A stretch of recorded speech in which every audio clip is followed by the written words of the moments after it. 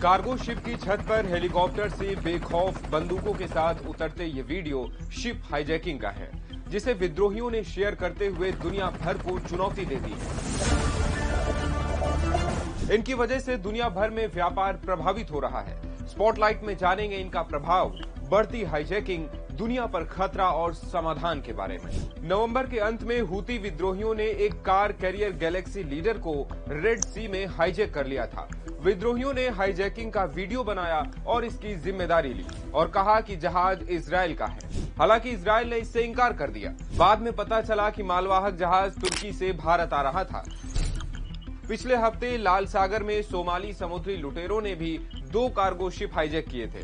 Somalia के क्षेत्रीय मछुआरे आमतौर पर वहां से गुजरने वाले जहाजों को लूटते हैं। पिछले साल लूट की घटनाओं में कमी हुई थी, हालांकि अब ये फिर आम होती जा रही है। रिपोर्ट्स के मुताबिक 2021 में 132 जहाजों पर अटैक हुआ था, जबकि 2022 में ये संख्या घटकर 115 हो गई थी। लेकिन इस साल खत्म होते होते एक बार फिर से हाईजैकिंग और लूट के आंकड़े बढ़ने लगे हैं।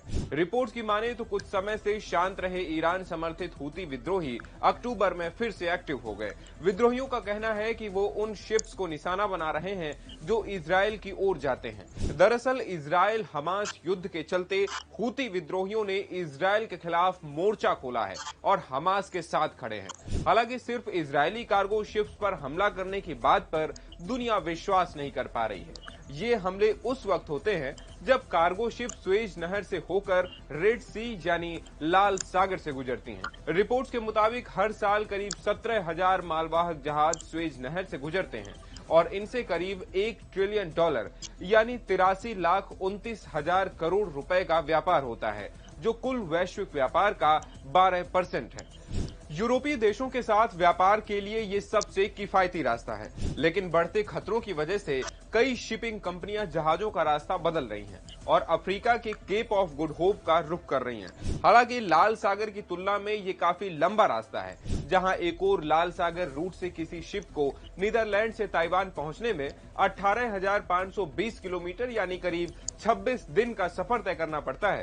वहीं दूसरी तरफ नए रास्ते से जाने में ये सफर 25,002 किलोमीटर यानी करीब 34 दिन का हो जाता है। शिप का रास्ता बदलने से अमेरिका, भारत, चीन, यूरोप समेत दुनिया के कई बड़े देशों को नुकसान होगा। इसी रास्ते से कच्चे तेल की भी सप्लाई होती है। जाहिर है शिप का रूट बदलने से खर्च भी बढ़ जाएगा, यानी इससे दुनिया में महंगाई बढ़ सकती है। इन्हीं चिंताओं के बीच कच्चे तेल की कीमत में करीब 1% का इजाफा हुआ है। ऐसी घटनाएं जारी रहीं तो तेल के अलावा दूसरी चीजों की कीमतें भी बढ़ सकती हैं। फिलहाल विद्रोहियों से निपटने के लिए अमेरिका ने तैयारी शुरू कर दी है। 19 दिसंबर को अमेरिकी रक्षा सचिव लॉयड ऑस्टिन ने 40 देशों के प्रतिनिधियों के साथ वर्चुअल मीटिंग की और साथ मिलकर इस चुनौती से निपटने की योजना पर जोर दिया। यानी इस समस्या से निपटने के लिए दुनिया भर के देश अब एक मंच पर आ रहे हैं। स्पॉटलाइट में इतना ही। ऐसी ही और भी वीडियोस के